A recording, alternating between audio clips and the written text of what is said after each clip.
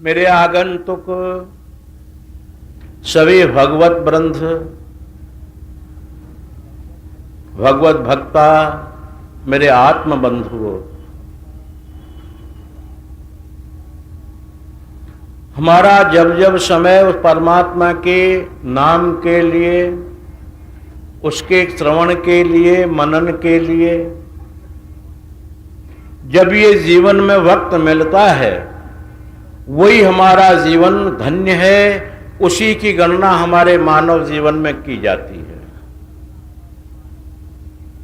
चाहे हमारा आयु 100 साल हो, 200 साल हो, परंतु उन 200 सालों में आपने कितनी देर भगवत भक्ति, कितनी देर प्रभु का नामस्मरण, कितनी देर आपने पूजा या उसके नाम पर कितना समय आपने दिया है, वही आपका सच्चा धन है। बाकी तो मेरे प्रेमियों 84 लाख योनियां, जिनमें खाना पीना, बाल बच्चे पैदा करना आदि आदि हर योनि के अंदर में प्राप्त होता है। शास्त्र कहता है कि आहार निद्रा भय मैथुनंच सामान्य में तत्पशुभीर नराणाम धर्मो हि तेषां मधिको विशेष ज्ञाने नहीं नार पशु भी समान। आहार नाम भोजन, निद्रा नाम सोना, भय नाम डरना, मैथुन नाम बाल बच्चे पैदा करना। ये तो गंदी नाली के कीड़े में भी हमसे ज्यादा पाया जाता है। हम तो मानो 2 साल 3 साल में एक बच्चे की उत्पत्ति करते हैं, पर आप सुअर कुत्ते को देखिए, साल भर में 6-6, 8-8, 10-10 और 1-1 दर्जन भी पैदा कर देते हैं। हमसे क्या उन्नति में नहीं है वो? और शरीर को बलवान पुष्ट हम बनाते हैं तो जंगल में शेर को देखिए, बाघ को देखिए, हाथी को देखिए और जंगली सुअर को देखिए, जो आपसे हमसे 1-1 हजार गुणी ताकत लिए हुए।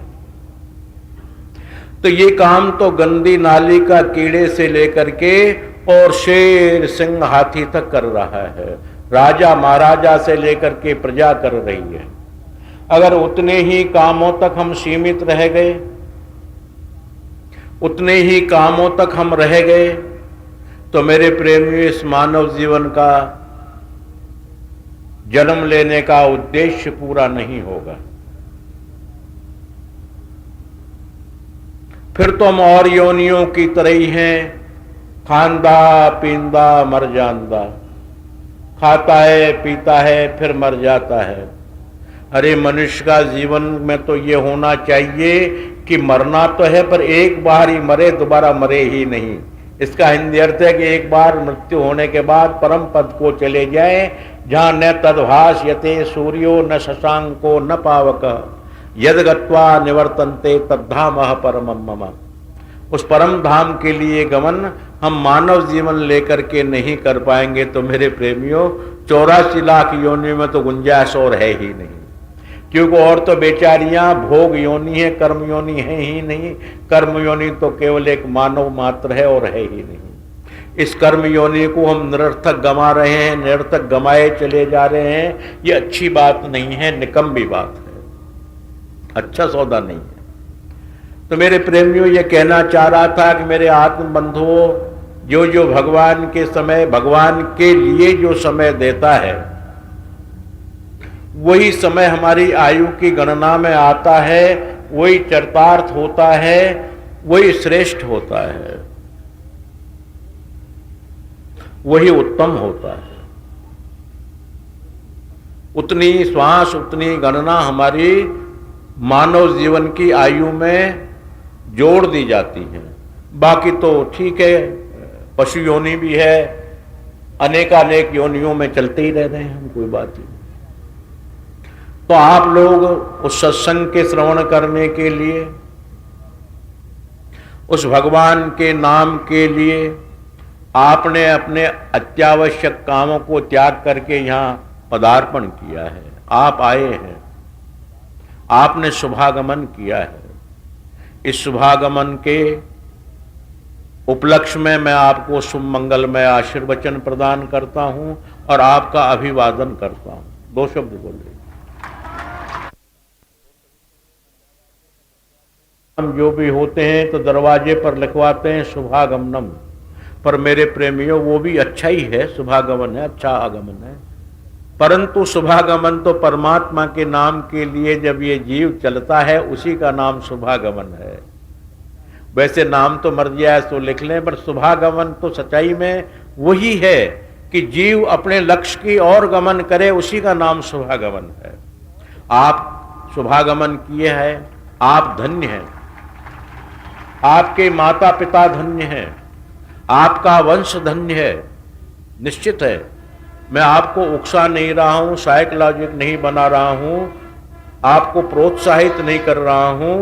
प्रोत्साहित होकर के आप मुझे दान दें, दक्षिणा दें, सो तो मेरे प्रेमियों अहम नहीं है। मैं किराए का टट्टू नहीं हूं, मैं आपके दान डोनेशन के लिए नहीं आता हूं। नहीं, मुझे बहुत बड़ी ख्वाहिश ऐसी है, पर जो सत्य बात है उसको बोल रहा हूं, जो सच है। सच यही है कि आपके माता पिताओं को धन्य है। श्रीमद् भागवत में भी वेद व्यास जी महाराज ऐसा ही लिखते हैं कि पेवति भागवतम रसमालयं मुहुरहो रसिका भुवि भावुका। जो भगवान की कथामृत का जो श्रवण करते हैं, जो भगवान श्रीमन नारायण का नामस्मरण करते हैं, ये निश्चित शास्त्रोक्त प्रमाण है, वेदोक्त प्रमाण है और भगवत मुखारविंद प्रमाण है कि उसकी एक अगली एक पिछली 3 पीढ़ियों का उद्धार केवल इस नारायण शब्द मात्र से हो जाता है। शंकराचार्य, जगत गुरु शंकराचार्य ने भी अपनी माता की मोक्ष के लिए अंतिम समय में भगवान श्रीमन नारायण का ही नामोच्चारण किया और उन्होंने अपने शिष्यों को आदेश निर्देश भी कर दिया कि भज गोविंदम गोविंदम भज मूढ़ मते। हे मेरे शिष्यों, तुम मूर्ख बुद्धि मत हो जाना, तुम भगवान गोविंद गवाम बिंदति सैव गोविंदः, जो गवाम पृथ्वी गवाम इंद्रियाम रक्षति सैव गोविंद, जो उनका मालिक हो, उनकी रक्षा करता हो, बिंदपति हो, वही गोविंद भगवान श्री नारायण का ही भजन करना। इसी में उद्धार होगा, इसी में कल्याण होगा। बाकी और तो भगवान राम जी भी बुरे नहीं है, वो भी नारायण ही रूप तो है, कृष्ण जी भी नारायण ही रूप तो है, पर मूल नारायण का ही स्मरण करना। इसलिए मैंने कहा है कि आपके परिवार को, आपके कुटुंब को, आपकी माताओं को धन्य है। जननी जने तो भक्त जन, या दाता या सूर, राजस्थानी भाषा में कहा, या दाता या सूर। बाकी औरों को जनना मत, एतर नहीं जने तो मती ने गमाजे नूर। अगर तू ये पैदा नहीं करती तो अपनी खूबसूरती को क्यों बिगाड़ रही है? हे मां, तू अपनी कुक्ष से भक्त पैदा कर, शूरवीर पैदा कर, जो राष्ट्र का हित करें, कल्याण करें, उनकी जनसमूह की रक्षा करें। या भक्त पैदा कर जो संसार के अंदर में भक्ति का आदान प्रदान करें, भक्ति से संसार को सरोवर की तरह स्नान करा दें। या दाता या देने वाला बने। नात्र रीजे बाजड़ी मति ने गमाजे नूर। हे मातु, बाजड़ी रह जाना, अपने नूर को मत खोना। जो भगवान श्रीमन नारायण के नाम में सम्मिलित हैं, आए हैं, आ रहे हैं, आएंगे, वही धन्य हैं, उस परमात्मा के कृपा पात्र हैं। उनका मानव जीवन लेना धन्य है, चरितार्थ है, उनके कुल को धन्य है। तो मैं आप लोगों के पूरे परिवार को धन्य, मैं ही नहीं, वेद व्यास जी कहते हैं ते धन्या भुवि भाव का। इस पृथ्वी पर जन्म लेने वाले वही धन्य हैं जो भगवान का अमृत पान करते हैं। जितने भी संसार के पान हैं वो मुख के द्वारा किए जाते हैं, चाहे जलपान हो, चाहे सूप हो, चाहे जूस हो, चाहे दूध हो, सब मुंह से पिए जाते हैं। ये अद्भुत अमृत का पान है जो कान के द्वारा किया जाता है। एक यही अमृत पान ऐसा है जो कान के द्वारा पिया जाता है और ये जीव अमर हो जाता है। अमर का अर्थ ये नहीं कि हम मरेंगे नहीं, ये शरीर तो छोड़ना पड़ेगा पर दोबारा आवागमन नहीं होगा, वो अमर हो गया। अर्थात इस भगवत भक्ति के लिए आप लोग पधारे हैं। ये भूमि धन्य है, गर्मामय भूमि है, क्योंकि इसका नाम गुरु गांव है। अब भ्रंश होते होते गुड़गौन बन गया, गुड़गांवा हो गया, नहीं गुरु गांव है। जो हमारे परम पवित्र ऋषि शस्त्र और शास्त्र दोनों विद्याओं में पारंगत, क्यों विद्या एक नहीं है, विद्या दो हैं। विद्या शस्त्रंच शास्त्रंच द्वे विद्ये प्रतिपत्तये। दो विद्याओं का प्रतिपत्तेना उत्पादन भगवान ने किया, शस्त्र का और शास्त्र का। शास्त्र के बिना शस्त्र की रक्षा नहीं हो सकती और शस्त्र के बिना शास्त्र की रक्षा नहीं हो सकती। उन दोनों विद्याओं में महान पारंगत गुरु शब्द को प्राप्त द्रोणाचार्य जी महाराज, उनका ये गांव है। उन्हीं के द्वारा महान शक्ति का यहां प्रादुर्भाव किया गया, स्थापना की गई, जिसको गुड़गांव वाली माता कहते हैं। या श्री स्वयं सुकृतिनाम भवनेषु लक्ष्मी पापात्मनां कृतधियां हृदयेषु बुद्धि श्रद्धा सतां कुलं जनः प्रभवस्य लज्जा ताम त्वां नतास्म परिपालय देवी विश्वम। हे महामां, आप तीनों लोकों में, 14 भुवनों में अपने अनेकानेक रूपों से परिणित होकर के जनजीवन की रक्षा करती हैं। आपके द्वारा ही संसार में अच्छे कर्म होते हैं, सुकृत। आपकी कृपा के बिना अच्छे कर्म नहीं बन पाते। पापात्मनाम कृतधियाम, पापियों के अंदर आप श्रेष्ठ बुद्धि पैदा कर देती हैं, दानी बना देती हैं, सम्मानी बना देती हैं, भक्त बना देती हैं, महान अभूतपूर्व विद्वान बना देती हैं।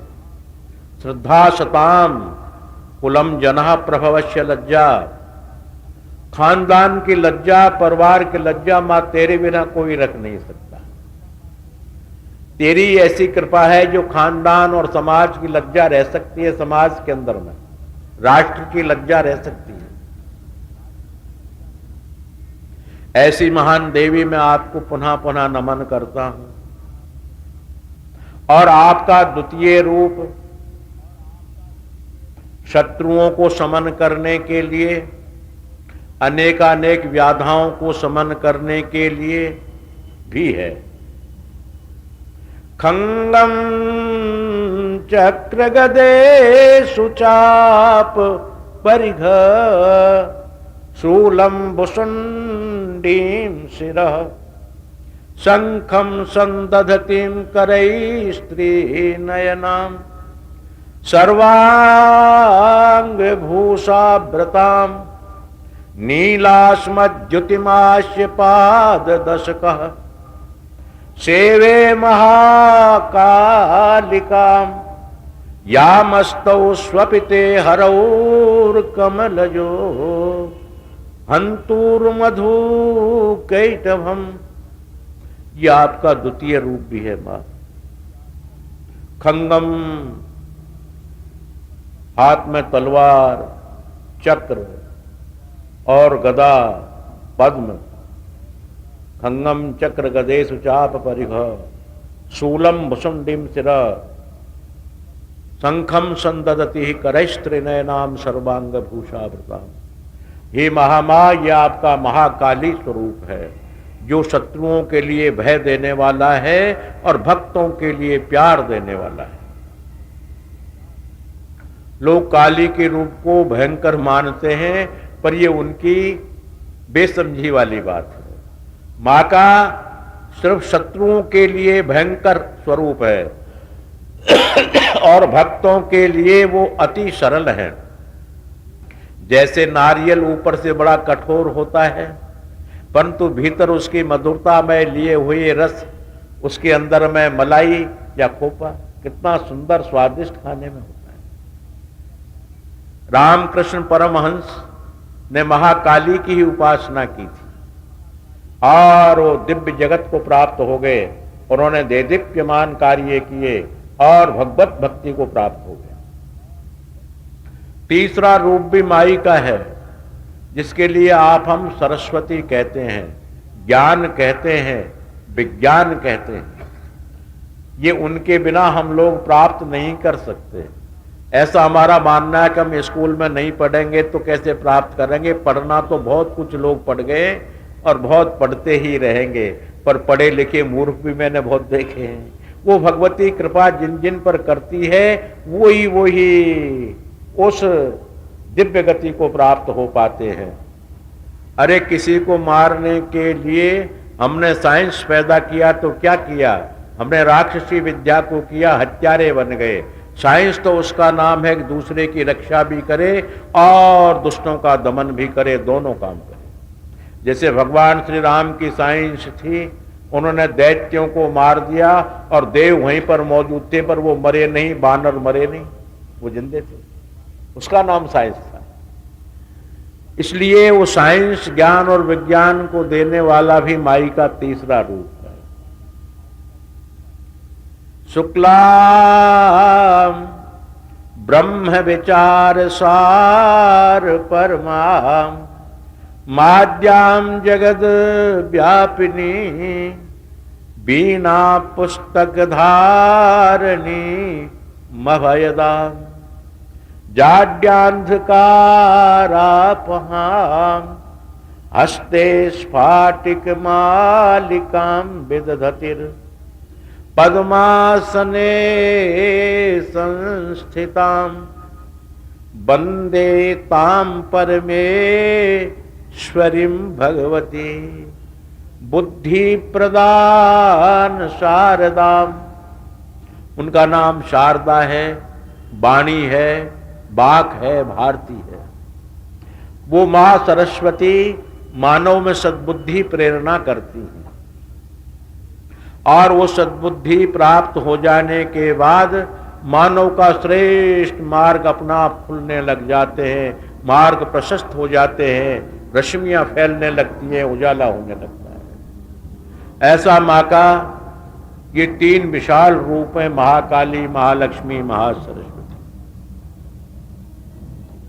प्रथमम शैलपुत्री च, द्वितीयम ब्रह्मचारिणी, तृतीयम चंद्र घंटेति कुसुमांडेति चतुर्थकम, पंचमम स्कंध मात्रेति, षष्ठे कात्यायनीति च, सप्तमम काल रात्रीति महागौरीति चाष्टमम, नवमम सिद्धिदात्री च, नव दुर्गायै प्रकृतिता।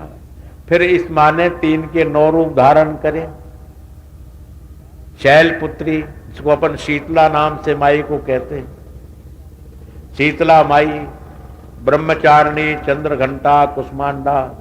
और जब समाज को विपत्तियां आने लगी, समाज को और आवश्यकता पड़ी, तो उन्होंने अपने और रूप बढ़ा लिए। गौरी, पद्मा, सची, मेधा, सावित्री, विजया, जया, देवसेना, सदा, स्वाहा, मात्रो, लोकमात्रः, हिरष्टि, पुष्टि तथा तुष्टि, आत्मनः, कुल देवी। इतने रूप और बढ़ा लिए। और आवश्यकता बनी तो 64 योगिनी स्वरूप में हो गई। और जरूरत पड़ी तो ऋग्वेद के अंदर में मां से पूछा, देवता देवता ब्रुवन, देवता बोले, कोशी तुम कौन हो? मां कहने लगी, दिव्यो हम, मैं देवी हूं। देवी आप कैसे हैं? दिव्यम कर्मम च में जन्म, मेरा जन्म मेरे कर्म दिव्य है, इसलिए मुझे लोग देवी कहते हैं। और मैं दिव्य शक्तियां प्रदान करती हूं, इसलिए मेरा नाम देवी है। कितनी हैं आप? साकई का, मैं एक ही हूं। वो ये फिर क्या है? एते मत विभूतया, ये मेरी सब विभूति हैं, मेरी कलाएं हैं, मेरी अंशावतार है। तभी तो दुर्गा सप्तशती में लिखा है, या देवी सर्वभूतेषु भार्या रूपेण संस्थिता, मातृ रूपेण संस्थिता, भगनी रूपेण संस्थिता, निद्रा रूपेण संस्थिता, नमस्तस्यै नमस्तस्यै नमस्तस्यै नमो नमः। मैं अनेकानेक रूपों में परिणित हूं देवो।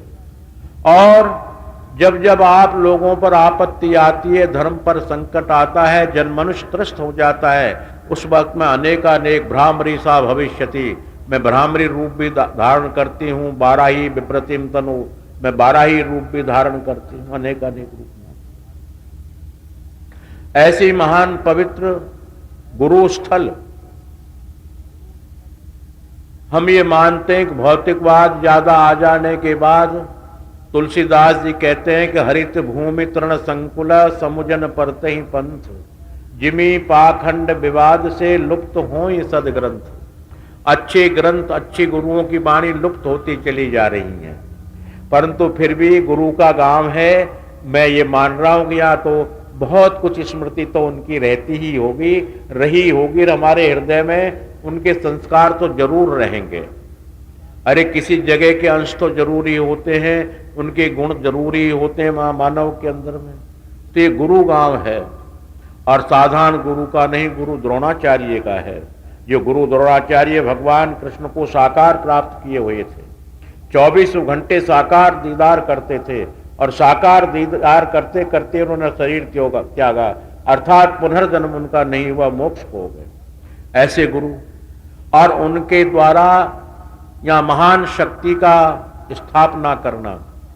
मेरे प्रेमियों, देवी केवल हम इतना ही मानते हैं, देवी की पूजा कर लो, पर दिव्यम ददाती, वो दिव्य कर देती है, अर्थात मोक्ष की कराने वाली महाशक्ति है। मेरे प्रेमियों, अगर शक्ति नहीं होगी तो आप और हम कुछ नहीं कर पाएंगे। बिस्तरों में सिसकते रहेंगे, डॉक्टर लगे रहेंगे, वैद्य लगे रहेंगे, एलोपैथी, होम्योपैथी, आयुर्वेदिक, कुछ नहीं कर पाएंगे। और जब शरीर में शक्ति होगी तो अपन कठिन से कठिन कार्य को कर लेंगे। शास्त्र कहता है, उद्योगिनम पुरुष संघम अपैति लक्ष्मी, देवेन देमिति का पुरुषा वदंती। हम कायर हो जाएंगे अगर वो मां कृपा नहीं करेगी, शक्ति प्रदान नहीं करेगी। और शक्ति केवल शरीर का ही नाम नहीं है, बुद्धि की शक्ति, आत्म शक्ति, शरीर की शक्ति, वैभव की शक्ति, लक्ष्मी की शक्ति। यानी वो लक्ष्मी एक रूप में नहीं है, वह पुत्र लक्ष्मी रूप में भी है, धन लक्ष्मी रूप में भी है, गजा लक्ष्मी भी है, वैभव लक्ष्मी भी है, पराभव लक्ष्मी भी है। उसके नाम है, वो अनेकानेक रूपों में है। वो शक्ति के बिना मानव जनजीवन नहीं हो सकता। अरे और ले लीजिए, ये जो रखा हुआ है मशीनरी क्या क्या है, ये तो यही लोग जाने। पर इंजन फिंजन तो मेरे आश्रम में मैं जानता हूं, इंजन मोटर। हमने कहा भाई मोटर 20 हॉर्स पावर की लाना। हॉर्स पावर का मतलब है घोड़े की ताकत, यानी 20 घोड़े की ताकत के बराबर की मशीन लाना, पानी खींचेगी। 5 हॉर्स पावर, 10 हॉर्स पावर, अर्थात उस लोहे में भी पावर है।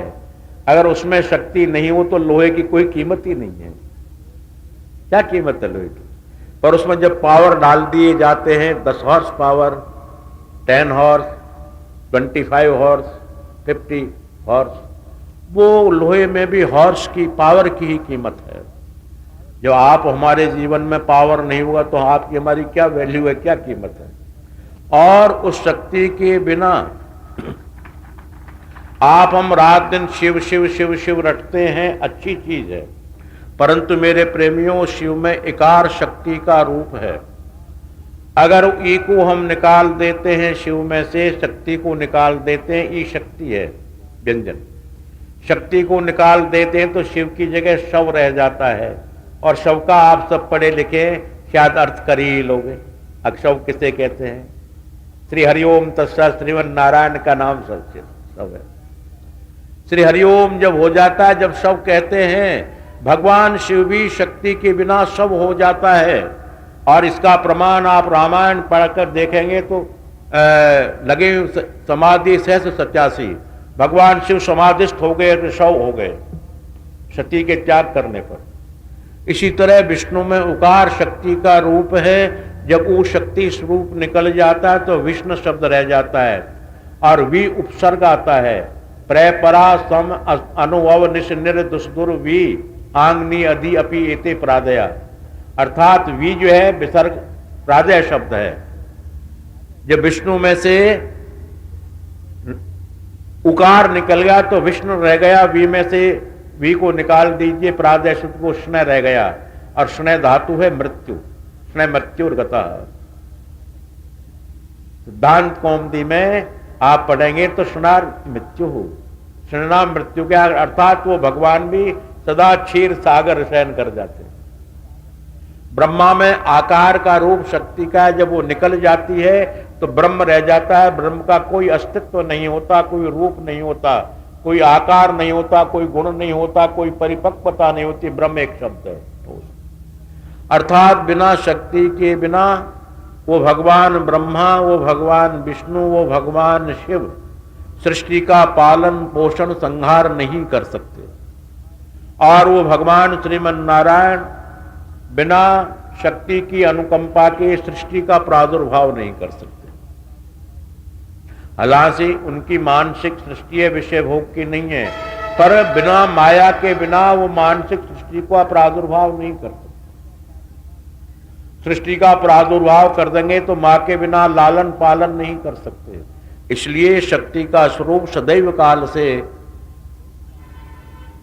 पूजनीय है, माननीय है और हम लोगों को मानना चाहिए। क्योंकि शक्ति आत्मा का नाम ही शक्ति है, ज्योति का नाम ही शक्ति है।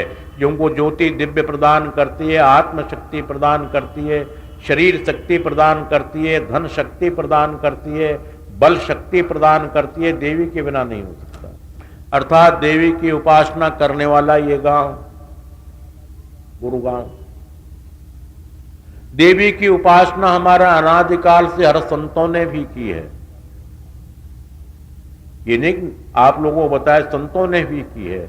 ऐसा संत जगत में कोई भी नहीं है जो दिव्य देवी की उपासना न करता हो।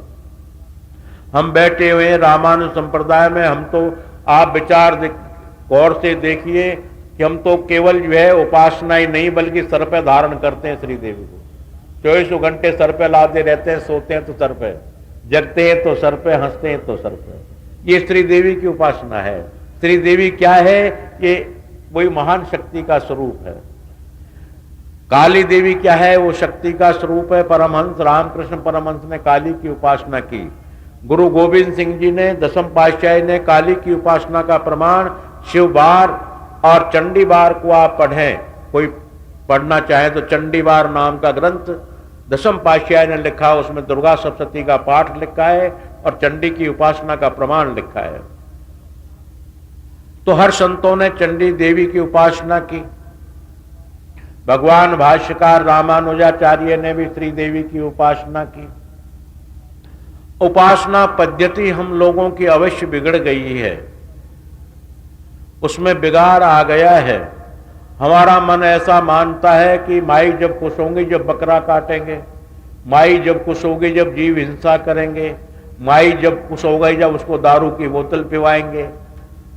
ये मेरे प्रेमियों, हमने राक्षसी धर्म को अपना लिया है। राक्षस लोग ऐसा ही करते थे क्योंकि उनके खान पान रहन सहन ऐसे ही थे, इसलिए ऐसा करते थे। रामकृष्ण परमहंस ने कहीं बलि का प्रमाण, कहीं श्राप का प्रमाण, कहीं हो तो कोई मेरे प्रेमी बिल्कुल अपने लिखित में आप मुझे आज दे दें, कल दे दें। रामकृष्ण परमहंस सात्विक उपासना माँ को दूध का भोग लगाते थे, नारियल का भोग लगाते थे, नारियल पानी पिलाते थे, यानी स्वयं जो भक्षण करते हैं सात्विक से सात्विक भोजन माँ को उपासना में करते थे। आजकल उपासना पद्धति हमारी खराब हो चुकी है। वो खराब हो जाने के कारण हम भी तामसी हो गए, राक्षसी प्रवृत्ति में, और हमने मिलकर अपनी माई को भी तामसी बना दिया है। अरे मांस मदिरा खिलाएंगे तो क्या माँ अच्छा काम कर देगी? वो तो वैसा ही करेगी, जैसा खाएगी वैसा ही करेगी। अगर आप लोग ये शंका पैदा करें विद्वान कि माई के लिए देवताओं ने अनेकानेक कितने ही घड़े जो है शराब के पिलाए, कितना ही उनको उन्मत्त किया, पर ऐसा मानना उन्हीं लोगों का है जो तामसी प्रवृत्ति के हैं। निश्री देवी भागवत में लिखा है कि तिष्ठ तिष्ठ क्षणम मूढ़ मधु यावत पिबाम्य हम। हे मूढ़, तू क्षणिक मात्र ठहर, मधु यावत पिबाम्य हम, जब तुम्हें मधु पान कर लेती, मदपान नहीं मधुपान, मधु यावत पिबाम्य हम। अब मधु को मद बोलने लग गए, वो बेवकूफ हैं, या उनको समझ नहीं है, या वो समाज के साथ बह गए हैं। मधु यावत पिबाम्य हम, मद्यो यावत पिबाम्य ने लिखा मधु, और मधु नाम है अमृतमय शहद। मैं जब तक शहद पान कर लेती हूं, कि शहद के अंदर में ऊर्जा, शहद के अंदर में ताकत, शहद पान करने के बाद 3 दिन तक शरीर में ऊर्जा शक्ति बराबर बनी हुई रहती है। जैसे आप ग्लूकोज चढ़वा लें तो ग्लूकोज से दिन भर खाएं चाहे खाएं कोई बात नहीं। इसलिए लिखा है कि मधु यावत पिबाम्य तिष्ठ तिष्ठ क्षणम मूढ़, एसम निशम मूढ़ो तिष्ठ तिष्ठ, थोड़ी देर के लिए खड़े हो जाओ, मधु यावत पिबाम्य हम, जब तक मैं मधु पान कर लेती हूं। मधु पान करके मैं मदोन्मत्त हो लेती हूं, फिर देखूंगी। तो मधु शब्द का प्रमाण आया जबरदस्ती शराब का। अगर कोई कह दे तो मैं तो इसमें क्या कर सकता हूं? वो अपना अपना जो है, पीने वालों के तो 9 तरीके होते हैं। आज क्यों पी रहा है भाई? बोला आज बहुत खुशी है घर में इसलिए पी रहा हूं। बोला आज क्यों पी रहा है? आज बोलो दिल दुखी है इसलिए पी रहा हूं। बोला आज क्यों पी रहा है? बोलो जी आज इसलिए पी रहा हूं कि आज मना हो गया है पीने का। तो पीने के तो लाख प्रकार के मैं नहीं कह सकता। बाकी माँ तीनों ही रूप सात्विक रूप हैं, और सात्विकी ही देवी होती है। दिव्यम, जिसका दिव्य शब्द है, वो तामसी कैसे हो सकती है? जिसका दिव्य स्वरूप है वो तामसी हो ही नहीं सकती। जो नारायणी प्रिया है, शिव प्रिया है, ब्रह्मा प्रिया है, वो कभी तामसी हो ही नहीं सकती। परंतु ये ऐसी प्रथाएं, ऐसे ही हमारी प्रणालियां भारतवर्ष में चल गई हैं। ऐसा हमको नहीं करने चाहिए। माँ की उपासना हमें जो है सात्विक फल, फूल, माला, नारियल इत्यादि से, स्तोत्रों से करनी चाहिए। माँ अति शीघ्र प्रसन्न होती है। ये हुए थे, वो हुए थे, जो भी किए थे, ऐसा ही मान लिया जाए। मैं तो नहीं मान रहा, पर आप लोग ही मान लें कि उनको पिला दिया गया था। शायद उसमें एक राज था कि उन्होंने ये कहा कि ये जितने भी संसार है, ये मेरा पुत्र और पुत्री की तरह है। तरह नहीं, मेरे पुत्र पुत्री हैं, क्यों मैं जगत माता हूं। इसलिए इसमें शुंभो चाहे निशुंभो, चाहे जरासंध हो, चाहे इसमें महिषासुर हो, कोई भी है, मैं इनके लिए नहीं मार सकती। उस संबंध में उनको सुरानाम शराब तो नहीं, उनको दारू नहीं पिलाई। सुरानाम जो सुरो, देवताओं के द्वारा एक बहुत बढ़िया जो एक अच्छा केमिकल या अच्छी चीज से जो बनाया जाता है, वो उनको सोमरस का पान कराया। सोमरस का पान इसलिए कराया कि उनकी बुद्धि में भ्रम पैदा हो। और उन्होंने फिर कहा कहां है शुंभ निशुंभ, मुझे बताओ मैं मार दूंगी। उन्होंने शुंभ और निशुंभ का हनन किया, दैत्यों का विनाश किया, और उनके प्रसाद रूप में लेने वाले मेरे प्रेमी या मेरी माता बहनें जो भी लेती हूं, उनका प्रसाद चढ़ा करके बोतल बंसी का। तो मेरे प्रेमियों, आप लोग या मैं घर में लड़ाई झगड़ा करने के अलावा क्या करेंगे? पड़ोसी को गाली देंगे, उसको रात भर सोने नहीं देंगे, घरवाली को पीटेंगे, उस बेचारी को खाने नहीं देंगे और अपना भी सर फोड़ देंगे, पड़ोसी का फोड़ देंगे। इसके अलावा क्या कर लोगे आप? वो माँ अगर उसको सोमरस का पान करा तो निशुंभ जरासंध, शुंभ निशुंभ और महिषासुर का हनन किया, हमारी रक्षाएं की। अगर उसी बात को आप लेते हैं, मान लो जिद्दी हैं हम तो इसी बात को मानेंगे, तो उनका अगर तुम जो है प्रसाद लेते हो तो उनके प्रसाद का अनुकरण करते हो तो उनके कर्म का भी अनुकरण करिए। समाज की सेवा, समाज के लिए अच्छे कार्य पर आप कर नहीं सकते। दारू पीने के बाद तो मैंने देखता रहता हूं कि वो सूरज कुंड पे स्थान बना दिया, क्या करूं? भटकल और सूरज के बीच में बन गया, प्रभु की इच्छा है। तो वो सड़क जरा अच्छी सी है, बहुत बढ़िया सड़क है। और उस सड़क पर क्योंकि सूरज कुंड भटकल लेक 2 स्वर्ग बनाए गवर्नमेंट हरियाणा ने। सबसे दिव्य स्वर्ग है सूरज कुंड और भटकल लेक, जिन पे लाखों लाखों करोड़ों करोड़ों रुपए महीना खर्च किया जाता है उन दिव्य लोक के ऊपर। और हम जैसे बाबा जियों के मंदिरों को तोड़वाने के आदेश भी किए जाते हैं। और वो दिव्य लोक है, उस दिव्य लोक को जो है नित्य प्रति सिंचा जा रहा है। तो उस दिव्य लोक में से देवता लोग आते हैं उधर से सड़क से, तो मैं तो उनकी भाषा नहीं समझ पाता। हो सकता है कि वो कोई चारों वेदों के अलावा कोई वेद होगा, क्योंकि चारों वेदों की भाषा तो मैं समझ लेता हूँ, उपनिषद की भाषा भी समझ लेता हूँ, स्मृतियों की भाषा भी समझ लेता हूँ, पर उनकी भाषा क्या है वो मैं नहीं समझ पाया हूँ आज तक। क्योंकि सड़क पे कई बार गाड़ी से निकलते हैं, गाड़ी से कभी उतर भी जाते हैं, तो उनकी भाषा बड़ी विचित्र। अब वो क्या भाषा है ये भगवान जाने, उसको नहीं समझ पा सकता। ये हम जरूर मानते हैं कि स्वर्ग लोक से आए हुए देवता हैं, चाहे सूरज कुंड स्वर्ग से आए हों, चाहे भटकल स्वर्ग से आए हों, आए स्वर्ग के देवता हैं ये। स्वर्ग के आए हुए देवताओं को हम भी नमस्कार करते हैं कि हे देवो हमारी रक्षा करना। अब क्या कहें, हमारी रक्षा करना देवो, हमारे आश्रम की रक्षा करना, हमारी रक्षा करना। आपकी बार बार जो हो लाओ आरती उतार दो इनकी। तो आप हम यही कर पाएंगे और क्या करेंगे? इसलिए मां की उपासना सात्विक रूप से, सात्विक दिल से करनी चाहिए, क्योंकि मां के उस परमात्मा की सहयोगिनी शक्ति है मां। चाहे भगवान परमात्मा शिव को माने, उसकी सहयोगिनी शक्ति है पार्वती, विष्णु की सहयोगिनी शक्ति लक्ष्मी है, नारायण की सहयोगिनी शक्ति श्री देवी है, श्री राम जी की सहयोगिनी शक्ति श्री सीता जी हैं, कृष्ण जी की सहयोगिनी शक्ति राधा है। ये सब आह्लादनी शक्ति हैं। ये आह्लादनी शक्ति के बिना हमारा जीवन चल नहीं पाएगा, हम कुछ आगे नहीं कर पाएंगे।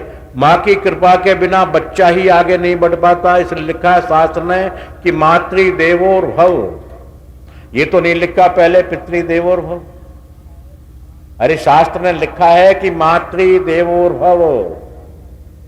सर्वप्रथम माता ही देवता है, माता ही गुरु है, माता ही आदि शक्ति है। मातृ देवोर भव, क्यों 9 महीने उदर में रखने के बाद भी उसने तुम्हारा पालन, तुम्हारा पोषण, अर्थात अपने सुंदर शरीर में से दूध निकाल के पिलाया।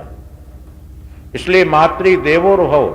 अगर उस मां का दूध पीना है, आनंद लेना है, मां का प्यार लेना है। और देखिए मां की शक्ति, कभी बाप जी जब लठ लेकर आते हैं मारने के लिए और मां रहम करके उसके ऊपर छाती लगा देती है, कहते देखो जी अगर आपको ज्यादा ही मारने का शौक चल रहा है तो 2 लठ मेरे मार लीजिए। बच्चे के नहीं लगने देती। और बच्चे का कसूर क्या है बता दीजिए? वो तो कसूर मेरा है। मां कहती है मेरा कसूर है, मैंने इसको ऐसा कह दिया था स्कूल में इसलिए ऐसा हो गया, वरना तो जो है क्यों करता है ऐसा ही। तो मां की शक्ति देखिए जो कितना पक्षपात करके अपने बच्चे को बचा लेती है। अगर आपको पक्षपात करवाना है तो माई की उपासना जरूर करो। वो बाबा जब कभी क्रोध करेंगे तो माई पक्षपात करके बचा लेगी, गारंटी है। तो इस गुरुगांव के अंदर में गुरु की भक्ति, गुरु की उपासना और मां भगवती शीतला या मां भगवती काली, मां भगवती लक्ष्मी, सरस्वती, श्री देवी, ये अनेकानेक रूप नहीं है, ये उसी का एक साकई का ऋग्वेद में स्पष्टीकरण का साकई का मैं एक ही हूं और अहम बहुलाश्याम मेरे अनेकानेक रूप हैं। जैसे भगवान श्रीमन नारायण के अनेका रूप रूपाय विष्णवे प्रभ विष्णवे, वो भगवान नारायण के अनेकानेक रूप हैं पर मूल तत्व में वो एक ही है। एक के अनेक होते हैं और अनेक होकर के कार्य की साधना करके पुनः वो एक हो जाते हैं। ठीक उसी तरह से मां शक्ति है। किसी भी रूप की उपासना करें पर सात्विक दिल से करें, कॉमर्शियल भाव से न करें, कोई शर्त लगा करके न करें। हम तो इतने अच्छे बुद्धिमान हो गए, एक शर्त पहले लगा देते हैं, माई मेरी लॉटरी निकाल देगी तो मैं तेरे छत्तर चढ़ाऊंगी। अरे तेरे छत्तर के बिना कौन सी बैठी है भाई, वो तू लॉटरी की मत कह, तेरी कृपा चाहिए, ऐसा कर ले, कृपा में इसको तो खेल बन जाते हैं। तो कृपा मान करके हम भगवती की सेवा करें, माई की सेवा करें और अच्छा करें। मैं इसलिए बोल गया हूं मेरे प्रेमियों कि गुरुगांव में बैठा हूं मैं, ये मुझसे पहले जूनियर सीनियर का सवाल है, ये मुझसे बहुत सीनियर है। द्रोणाचार्य सीनियर गुरु रहे हैं तो हम तो जूनियर हैं। तो सीनियर गुरु के लिए हम कह रहे हैं कि उन्होंने जो देवी माँ की स्थापना की है उसको हम नमन करते हैं, गुरुओं को नमन करते हैं, क्योंकि गुरु एक ही नहीं, 4 गुरुओं का प्रमाण तो गुरु ग्रंथ में आया है। आदि गुरुवे नमः, जुगादि गुरुवे नमः, सद्गुरुवे नमः, गुरुवे नमः। गुरुवे नमः तो उन्होंने पंडित हरदयाल शास्त्री जी को नमस्कार किया, गुरुवे नमः। और सदगुरु भक्तरांघ्री रेणु जी जो श्री संप्रदाय रामानुज संप्रदाय के थे और बटाला में के पास में उनको नामदान दिया था उन्होंने चतुर्मासे में, इसलिए सदगुरु हुए, वो जो मोक्ष का मार्ग दिखाया। और जुगादि गुरुवे नमः, जुगादि गुरु का मतलब है पुलय पुलस्त भृगु मरीचि अंगिरा जमदग्नि वायलखिल ऋषि नारद ऋषि आदि आदि। और आदि गुरुवे नमः, आदि गुरु भगवान श्रीमन नारायण हैं, जो आदि गुरु हैं मां श्रीदेवी और नारायण, उनको मैं नमस्कार करता हूं। एक ओंकार जो एक ही है, दूसरे 100 नहीं हो सकते, रूप अनेकानेक हो सकते, वो एक। अर्थात आज मेरा भी बहुत बड़ा सौभाग्य मैं मान रहा हूं कि उन 5001 वर्ष पूर्व गुरु द्रोणाचार्य जी ने का प्रमाण मिलता है, क्योंकि कृष्ण को गए हुए 5001 वर्ष हो चुके हैं आज। तो 5001 वर्ष पहले ये गुरु द्रोणाचार्य जी रहे, उन्होंने शीतला देवी की स्थापना की, सिद्ध देवी की स्थापना की, परम देवी की स्थापना की। तो आप हम सबका ये कर्तव्य है कि हम मां शक्ति को ये न कहने प्रकार रूप में अवश्य स्वीकार करें। शक्ति के बिना हम कुछ भी नहीं कर पाएंगे, शक्ति के बिना धन नहीं, शक्ति के बिना भक्ति भी नहीं, बिल्कुल नहीं होती। जब हम अस्वस्थ रहते हैं, बीमार रहते हैं, तो हमारे पास भक्ति तो भगवान का नाम तो कुछ और ही, हमारे मुंह से तो और ही नाम निकलता है। जब बीमार होते थे कहते हैं अरे माई वो निकलता है, राम का नाम ही नहीं निकलता। कृष्ण का जब शक्ति होती है तो कहते हैं भगवान हम तेरे भजन, तेरा यज्ञ, तेरा स्मरण कर रहे हैं। शक्ति, इसलिए शक्ति की उपासना अनिवार्य है। अब मेरे प्रेमियों, ये तो मैंने यहाँ का महत्व और माई को प्रणाम किया है, आपका समय बर्बाद नहीं किया। स्थान देवताभ्यो नमः, कुल देवताभ्यो नमः, इष्ट देवताभ्यो नमः, ग्राम देवताभ्यो नमः, गौ ब्राह्मणेषु चरण कमलेभ्यो नमः, ऐसा हमारी शास्त्र विधि है।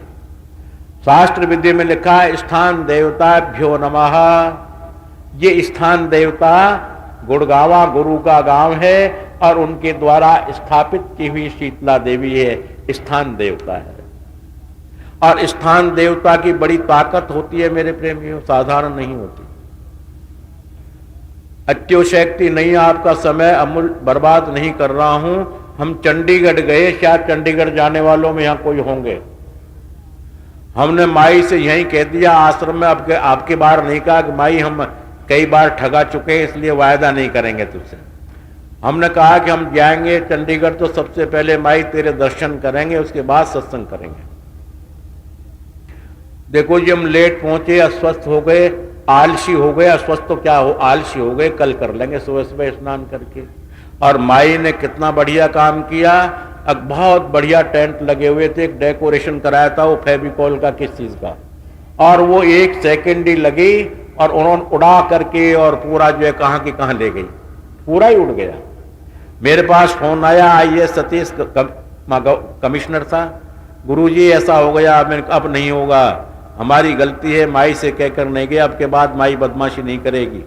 और उसके बाद में कोई हवा का रुख नहीं। 5 दिन सत्संग दिया, 5 दिन तक न गर्मी न सर्दी न तेज हवा न लू, कुछ नहीं, बिल्कुल शांति। पर उसके पहले पहले हम चले गए सुबह। तो आज तो मैं जो है ये प्रॉमिस करके नहीं आया हूं, वायदा करके नहीं आया हूं कि माई पहले मैं तेरे आऊंगा, क्योंकि माई का स्वभाव खराब है, कह दूंगा तो गड़बड़ कर देगी। इसलिए माई मैं आऊं ना आऊं ये तो मेरी इच्छा की बात है, तेरी इच्छा की बात है। जब आऊंगा, जब आ जाऊंगा, नमन तेरा जरूर करूंगा। स्थान देवताभ्यो नमः, इसलिए स्थान देवताओं को प्रथम नमन है मेरा। उन गुरुओं द्रोणाचार्य जी, उनके गांव में आया हूं, उस स्थान को नमस्कार, और स्थान के देवताओं को पुनः पुनः नमस्कार। अब मेरे प्रेमियों, हमारा ये मानव का जीवन है। मानव जीवन की गति क्षण भंगुर है। इस क्षण भंगुर जीवन की कल का, कल प्रात को जाने खिली न खिली। शीतल मंद सुगंध बहे, पर कल प्रात को जाने मिली न मिली। कल काल कुठार लिए फिरता, ये तन नम्र की चोट झिली न झिली। हरि नाम भजो मेरी रसना, तू कल प्रात को जान हिली न हिली। ये मनुष्य की गति है। और शास्त्रकार भी कहते हैं कि रात्रिर्गमिष्यति भविष्यति सुप्रभातम, भास्वानु देष्यति हसिष्यति पंकजश्री। इत्थम विचिन्तयति कोश गते द्विरेफे, हा हंत हंत नलनिम गजमो जहार। जैसे भंवरे की गति होती है, इस तरह मानव जीवन की गति। भंवरा कमल के फूल में बैठ करके शीतल मंद सुगंध का आनंद लेता रहता है।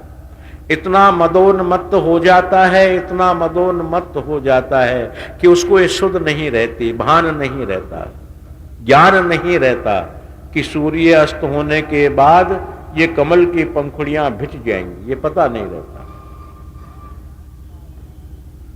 और सायंकालीन होते ही कमल की पंखुड़ियां भिज जाती हैं, भौरा उसके अंदर में भिज जाता है, श्वास प्रणालियां बंद हो जाती हैं। फिर भी वो कहता है कि भविष्यति सुप्रभातम, ये रात तो हो गई, पर जब दिन चला गया तो रात भी जरूर चली जाएगी।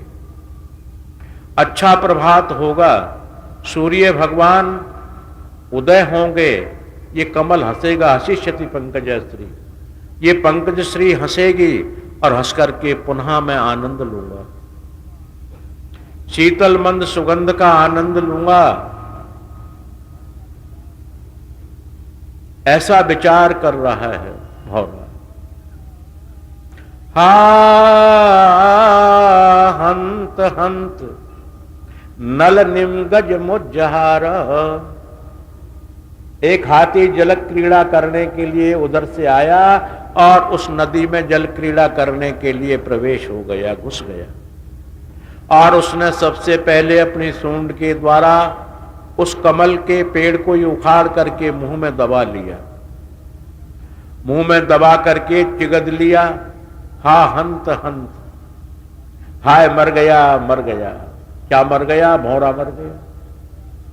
और वो भौरा खत्म हो गया, दांतों के नीचे दब करके चूर चूर हो गया, और उसके जितने भी स्वप्न थे वो भी साथ साथ चकनाचूर हो गए।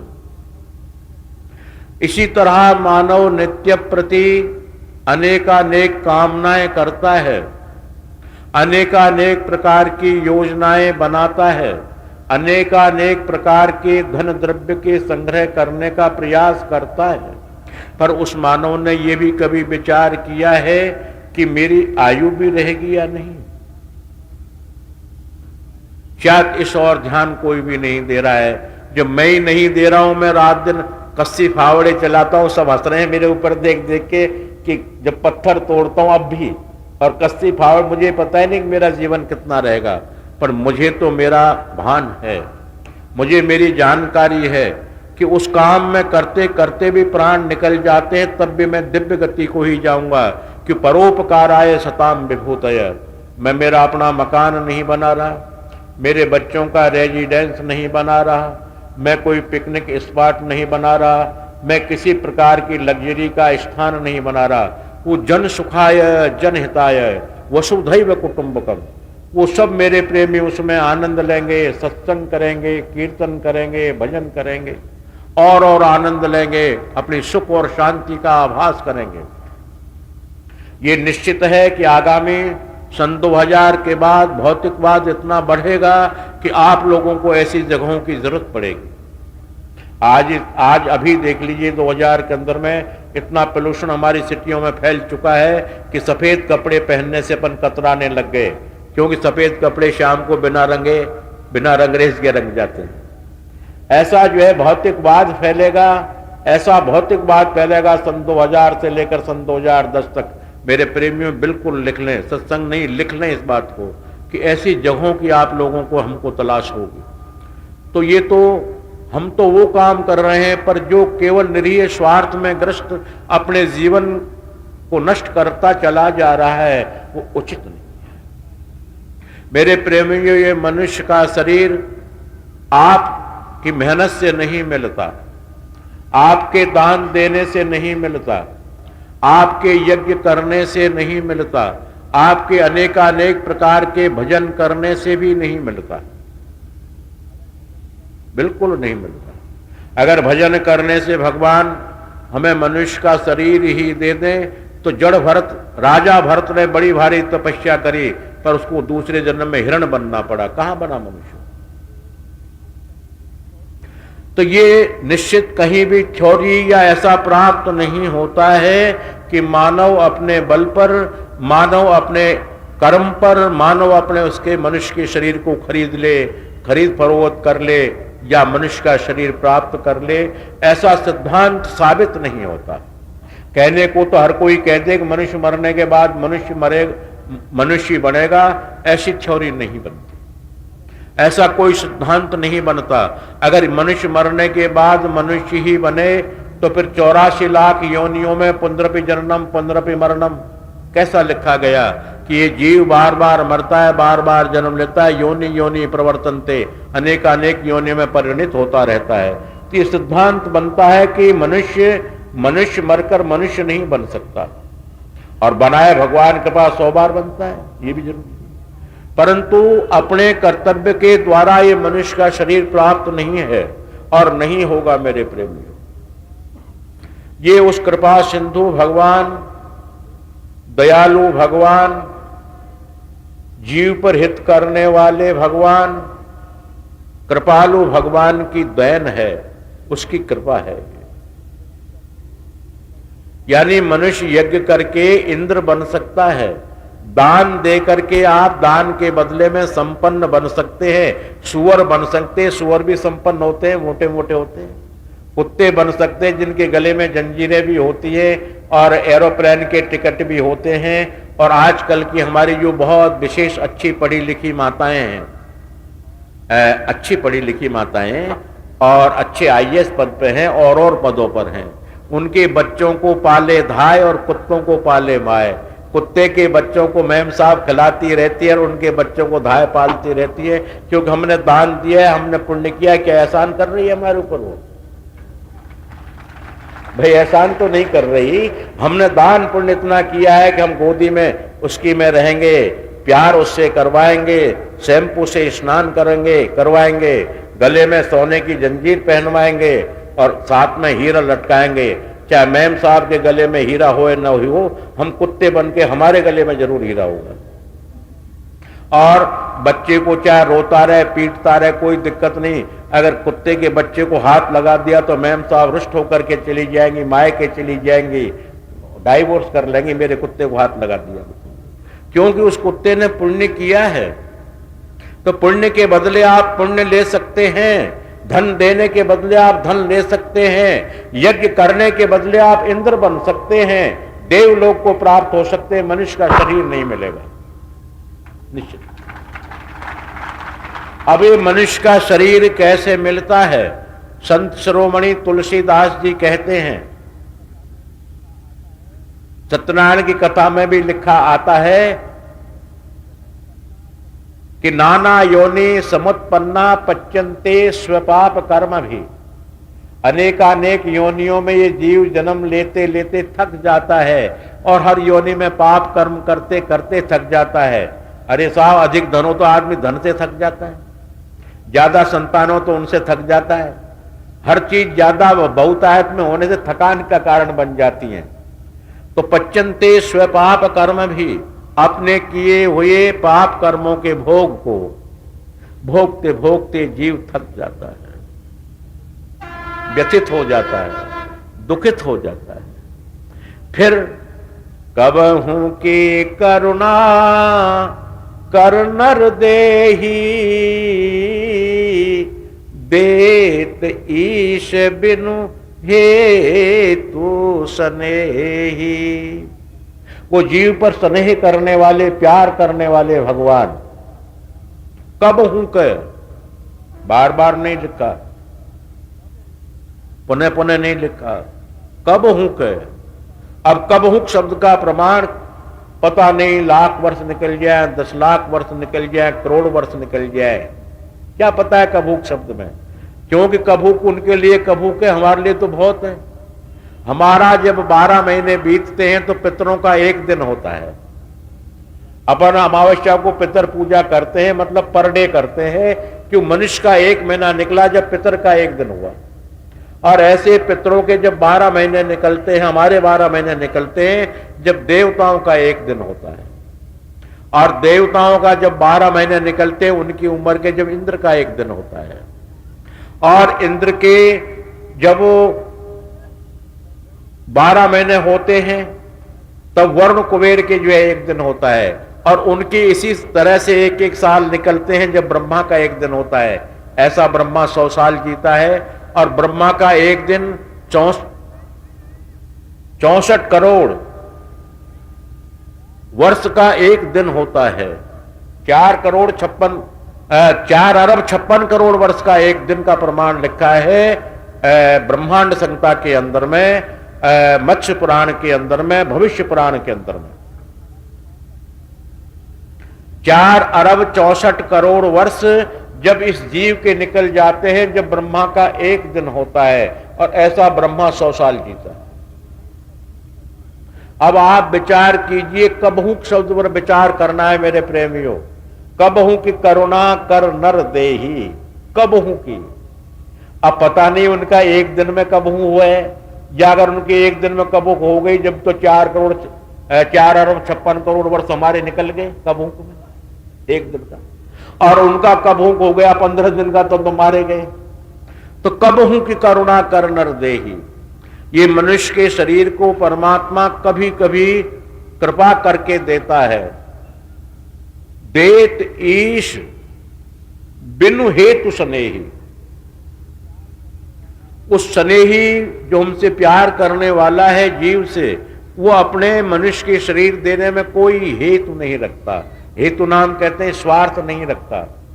माँ बच्चा बच्ची पैदा करती है, उसको अच्छा पढ़ाती है, पर स्वार्थ होता है कि मेरा बच्चा डॉक्टर बनाऊंगी, मेरे बच्चे को IAS बनाऊंगी, मेरे बच्चे को एसएचओ बनाऊंगे जब मोहल्ले से मैं जब निपटूंगी, जब मेरा बच्चा जो एसएचओ बन जाएगा, जब देखूंगी मोहल्ले वाले क्या कर लेते हैं। उनमें स्वार्थ लगा लिया उन्होंने। उन भगवान के स्वार्थ नहीं, माँ पिता जो है अपने बच्चे को अच्छी योग्यता से करता है, पर स्वार्थ है कि मेरी बुजुर्ग आयु हो जाएगी तो ये मेरी रक्षा करेगा, मेरा पालन करेगा, मुझे कुछ वेतन देगा, मेरी सेवा करेगा, स्वार्थ है। परंतु उस परमात्मा को मेरे प्रेमियों इस मानव के जन्म देने में कोई स्वार्थ है ही नहीं, निस्वार्थ। अब ये कह दें तो निस्वार्थ है तो उनकी तरफ से तुम पूजा करो तो बढ़िया, क्योंकि तुम्हारी पूजा के बिना अपूज्य नहीं रहते, तुम्हारे भोग लगाए बिना ठाकुर जी कभी भूखे नहीं रहते। जो पूरे संसार को दे रहा है, पूरे संसार को खिला रहा है, पूरे संसार का पालन कर रहा है, तुम्हारे खाने से क्या उसका पेट भरेगा?